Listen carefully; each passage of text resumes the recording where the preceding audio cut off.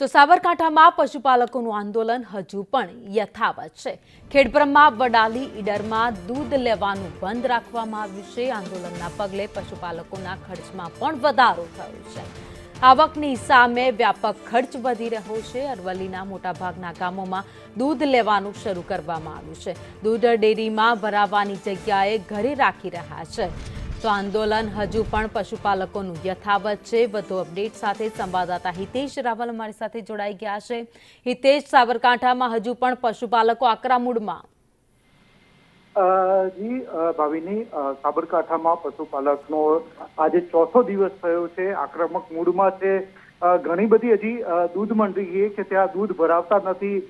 દૂધ મંડીમાંથી જો દૂધ લઈ જવામાં આવે તો રસ્તામાં દોડી દેવાય છે। ખેડબ્રહ્મા, વડાલી તેમજ ઈડરના કેટલાય ગામડા તેમજ હિંમતનગરના કેટલાક ગામડાઓ દૂધ લેવાનું બંધ કર્યું છે, જે પશુપાલકો ડેરીમાં ભરાવાની જગ્યાએ ઘરમાં અત્યારે રાખી રહ્યા છે।